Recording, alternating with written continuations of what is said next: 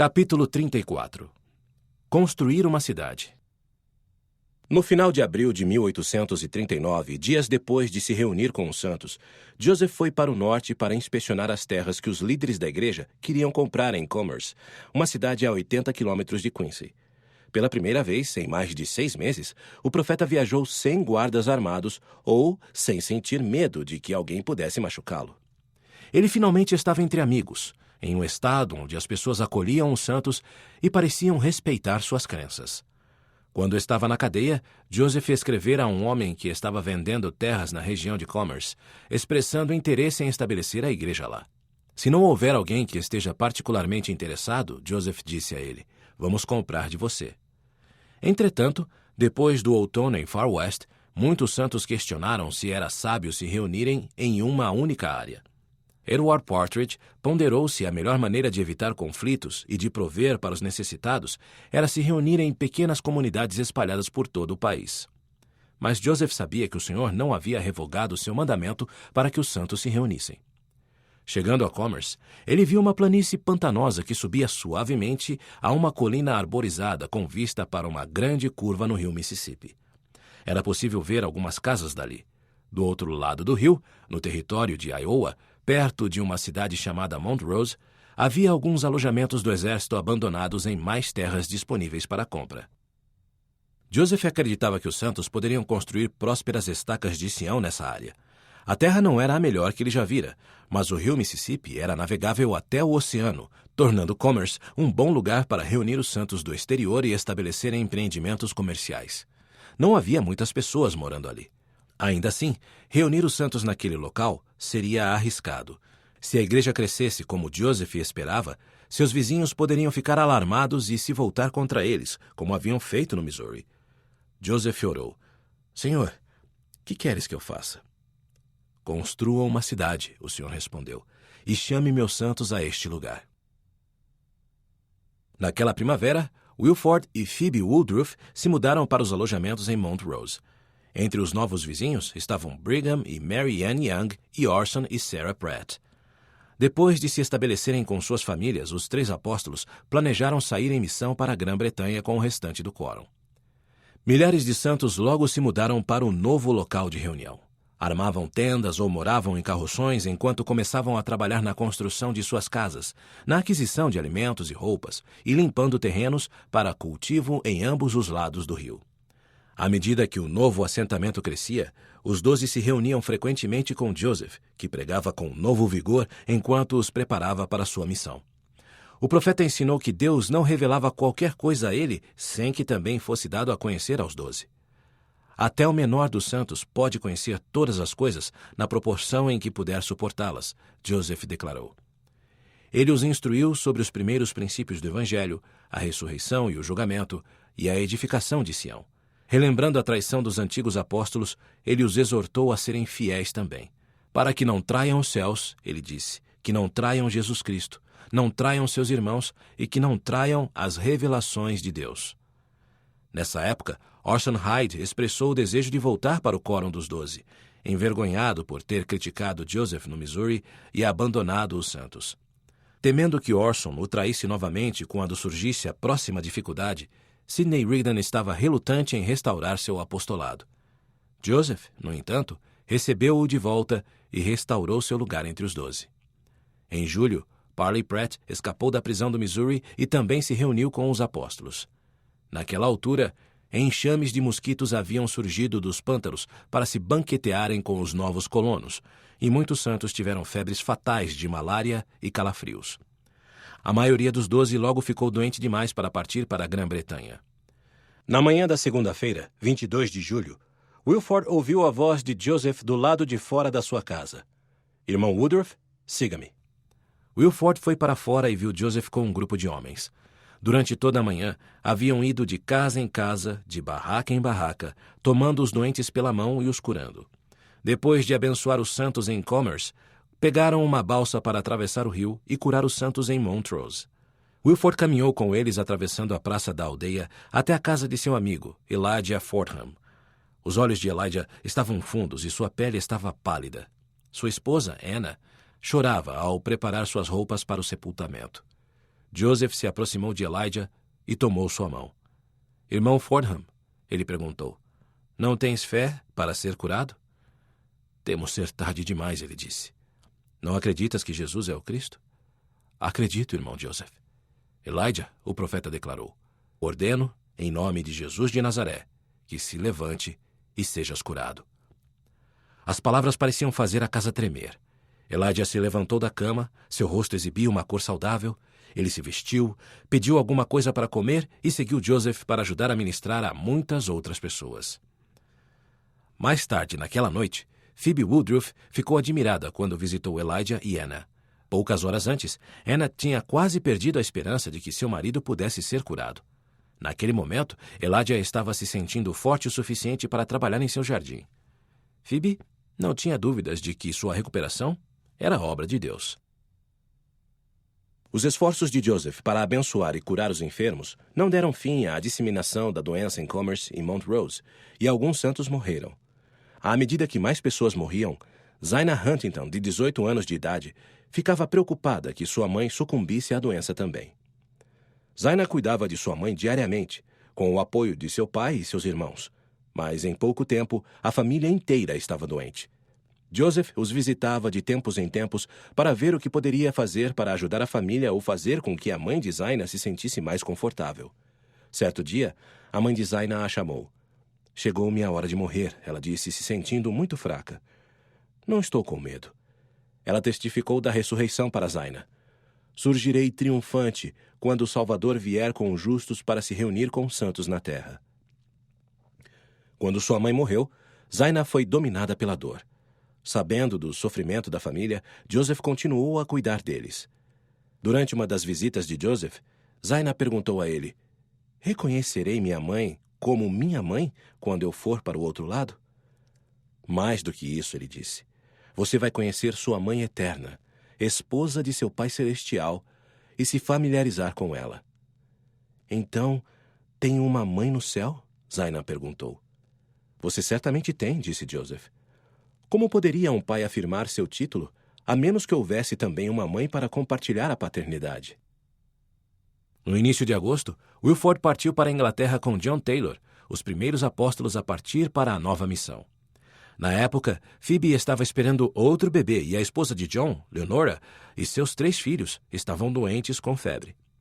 Parley e Orson Pratt eram os próximos apóstolos a partir, apesar de Orson e Sarah ainda estarem de luto por sua filha, Lydia, que havia morrido apenas 11 dias antes. Mary Ann Pratt, a esposa de Parley, iria se juntar aos apóstolos em sua missão, e partiu com eles. George A. Smith, o apóstolo mais jovem, ainda estava doente quando começou sua missão, e adiou o casamento com sua noiva, Bathsheba Bigler. Mary Ann Young se despediu de Brigham em meados de setembro. Ele estava doente novamente, mas estava determinado a fazer o que era exigido dele. Mary Ann também estava doente e tinha pouco dinheiro para prover para seus 5 filhos enquanto Brigham estivesse longe, mas ela queria que ele cumprisse seu dever. Vá e cumpra sua missão, e o Senhor o abençoará, ela disse. Farei o melhor possível para mim e para as crianças. Poucos dias depois da partida de Brigham, Mary Ann ficou sabendo que ele só tinha conseguido chegar à casa dos Kimball, do outro lado do rio Mississippi, antes de cair de cansaço. Ela imediatamente atravessou o rio para cuidar dele até que estivesse forte o suficiente para partir. Na casa dos Kimball, Mary Ann encontrou Villate e 2 dos filhos dela doentes na cama, não tendo ninguém além de seu filho de 4 anos para carregar pesados jarros de água do poço. Heber estava doente demais para se levantar, mas estava determinado a partir com Brigham no dia seguinte. Mary Ann cuidou de Brigham até um carroção chegar pela manhã. Quando Heber se levantou para partir, ele parecia incomodado. Ele abraçou Villate, que estava na cama tremendo de febre, então se despediu de seus filhos e subiu com um certo desequilíbrio no carroção. Brigham tentou em vão parecer saudável quando se despediu de Mary Ann e de sua irmã, Fanny, que lhe pediu para ficar até que ele estivesse bem novamente. Nunca me senti melhor na vida, ele disse. Você está mentindo, disse Fanny. Brigham subiu com esforço no carroção e se sentou ao lado de Heber. Enquanto o carroção descia a colina, Heber se sentiu muito mal por deixar sua família enquanto estavam tão doentes. Ele se virou para o cocheiro e lhe pediu que parasse. Isso é muito difícil, ele disse a Brigham. Levantemos para lhe saudar.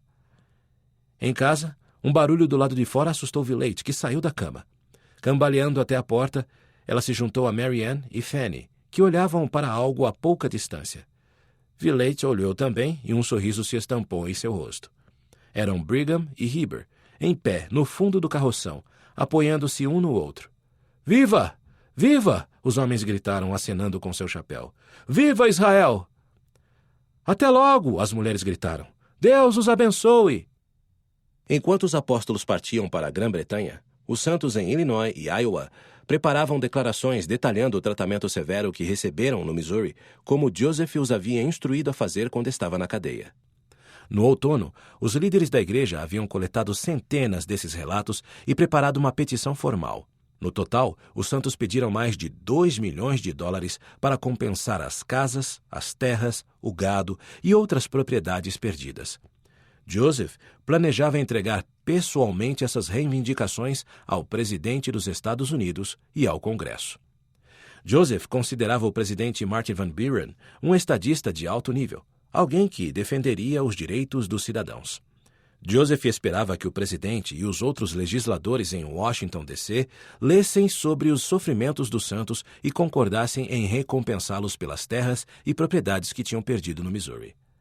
Em 29 de novembro de 1839, depois de viajar cerca de 1.600 quilômetros de sua casa em Illinois, Joseph chegou à porta da mansão presidencial em Washington. Ao lado dele estava seu amigo e consultor jurídico, Elias Higbee, e John Reynolds, um congressista de Illinois. Um porteiro os cumprimentou na porta e os chamou para dentro. A mansão havia sido redecorada recentemente e Joseph e Elias ficaram maravilhados com a elegância das salas, que contrastavam drasticamente com as habitações dos santos no oeste, as quais estavam caindo aos pedaços. Seu guia os conduziu ao andar de cima a uma sala onde o presidente Van Buren estava falando com visitantes. Enquanto esperavam na porta, com a petição e várias cartas de apresentação em mãos, Joseph pediu ao congressista Reynolds que o apresentasse simplesmente como um santo dos últimos dias. O congressista pareceu surpreso e espantado com o pedido, mas concordou em fazer como Joseph queria. Embora não estivesse muito disposto a ajudar os santos, o congressista Reynolds sabia que o grande número de santos poderia influenciar a política em Illinois. Joseph não esperava se encontrar com o presidente com uma delegação tão pequena. Quando partiu de Illinois em outubro, ele tinha planejado deixar Sidney Rigdon tomar a frente nessas reuniões, mas Sidney estava doente demais para viajar e tinha parado no meio do caminho.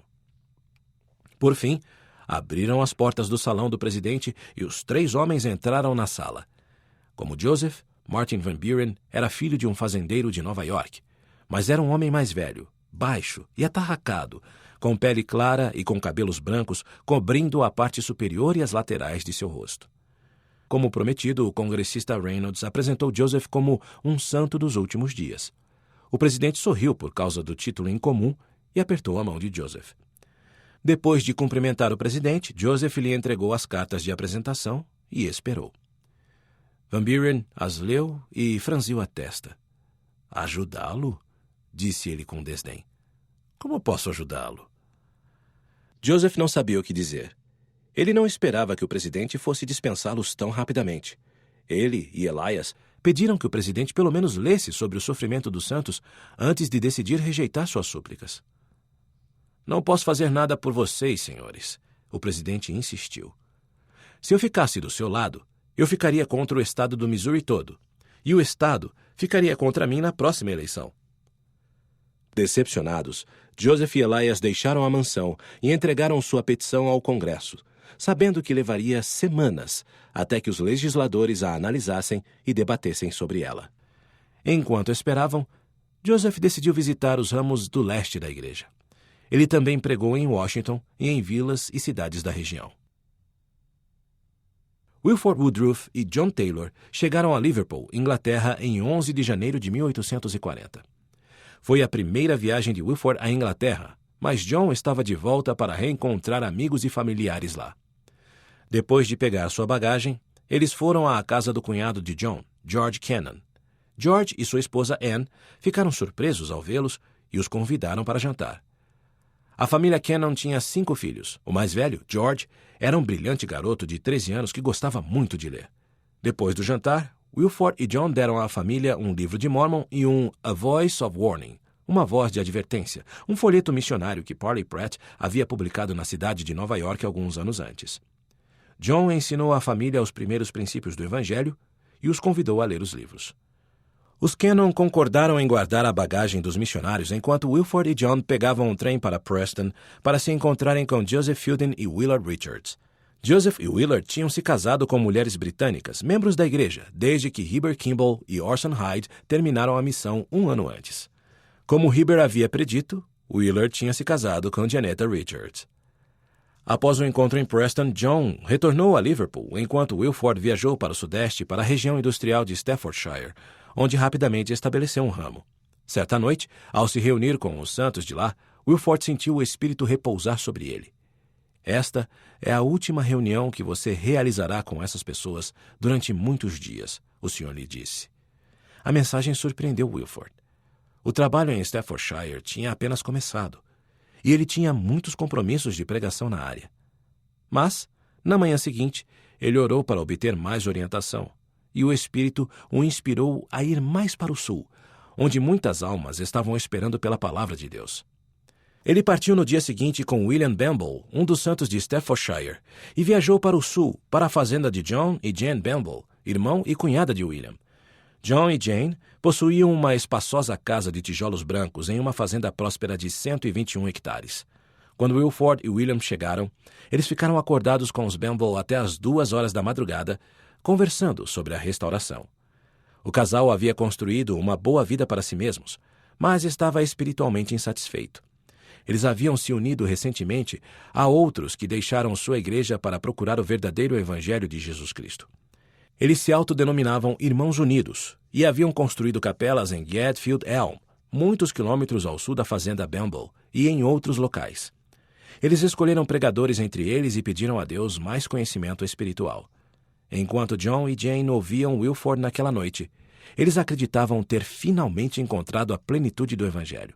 No dia seguinte, Wilford pregou um sermão na casa dos Bamble a um grande grupo de vizinhos, e ele logo batizou John e Jane em um lago nas proximidades. Nas semanas seguintes, Wilford batizou mais de 150 membros dos Irmãos Unidos, incluindo 46 ministros leigos. Com mais pessoas pedindo para serem batizadas, ele escreveu para Willard Richards pedindo ajuda. "Sou chamado para batizar 4 ou 5 vezes por dia", exclamou ele. "Não consigo fazer o trabalho sozinho."